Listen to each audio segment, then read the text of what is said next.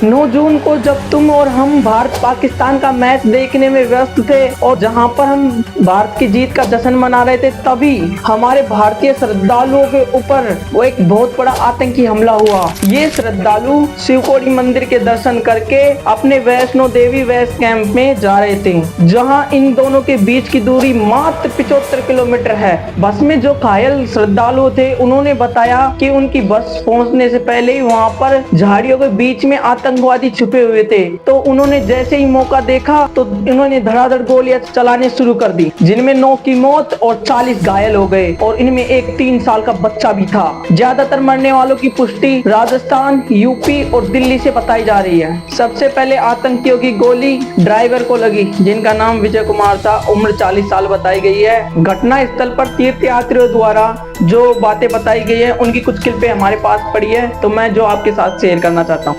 हम लोग बस में थे, पता नहीं कौन गोलियां धड़ाधड़ चलाने लगा। जब वो गोली की तड़तड़ा की आवाज़ हुई तो मुझे ऐसा महसूस हुआ कि लगता है बस के अंदर जो है शॉर्ट सर्किट हुआ, जिस वजह से ऐसा कुछ हो रहा है। लेकिन कुछ समझते ही देर लगी कि इससे पहले जो है टायर उसका ब्लास्ट हो गया और अनियंत्रित होकर बस जो है खाई में जाके गिर गई। वापस आ रहे थे तो कुछ ही दूरी जब पहुँचे तो बस जब ऊपर से नीचे उतर रही थी, तभी हमने देखा कि एक आतंकवादी जो सामने से गोली चला रहा था। हमारे फूफा थे, बुआ थी, मेरे मामा थे, जो भी उनका पता नहीं लग रहा है वो कहाँ पे है।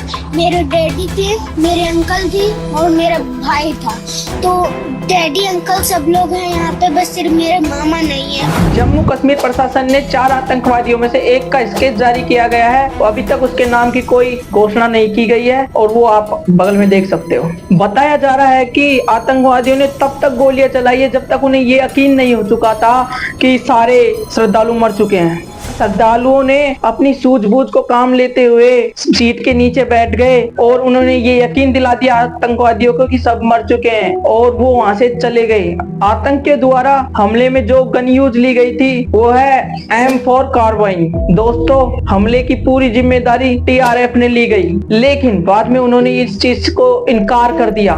लेकिन जम्मू कश्मीर पुलिस का ये मानना है कि ये सब कुछ लश्कर-ए-तैयबा के द्वारा किया गया है, जो एक TRF का ही मुखौटा माना गया है। इस पूरे हमले को 4 आतंकवादियों ने अंजाम दिया।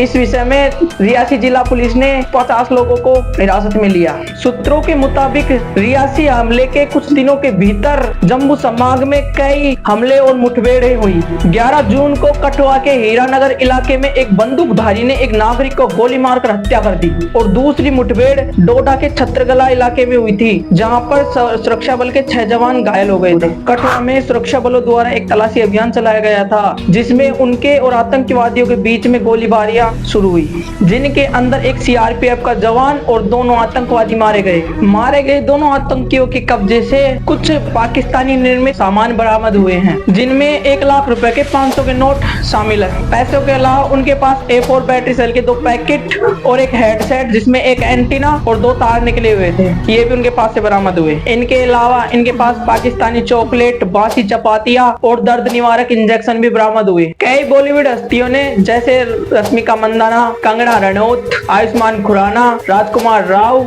आदि ने इस हमले की निंदा की। तो एलविस यादव और अमित भड़ाना ने ट्वीट करके इस हमले पर शोक जताया है। बस मालिक सुजान सिंह ने बताया कि ड्राइवर विजय कुमार, जिनकी उम्र 40 वर्ष बताई गई है, उनके पिता रतन कुमार की पिछले 6 महीने पहले ही मृत्यु हो चुकी है। उनके 2 छोटे छोटे नन्हे बच्चे हैं, जिनकी परवरिश करने वाला कोई नहीं है इस दुनिया में। बता दे, बस कंडक्टर अरुण कुमार, जिनकी उम्र 19 वर्ष है, उन्होंने हमले से कुछ दिन पहले ही ट्रांसपोर्ट कंपनी ज्वाइन की थी। वो 2 बहनों के इकलौते भाई हैं। मृतकों में से 4 का शव मंगलवार को ट्रेन के द्वारा जयपुर पहुंचा, जिनमें कपड़ा व्यापारी राजेंद्र सैनी, उनकी धर्मपत्नी ममता सैनी और उनकी रिश्तेदार पूजा सैनी और उनके 3 साल का बच्चा लाव्यांश भी शामिल है। जम्मू कश्मीर प्रशासन ने मृतक के परिवार को 10 लाख रुपए और पीड़ित के परिवार को 50,000 रुपए की अनुग्रह राशि देने की घोषणा की गई। अंत में मैं मोदी जी से रिक्वेस्ट करता हूं कि महात्मा गांधी का रास्ता छोड़कर भगत सिंह का रास्ता अपनाएं। जय हिंद, जय भारत। वीडियो देखने वाले सभी दर्शकों से मैं निवेदन करता हूं कि इस वीडियो को ज्यादा से ज्यादा अपने ग्रुप और लोगों को शेयर कीजिए, जिससे कि वीडियो सभी भारतीयों तक पहुंच सके।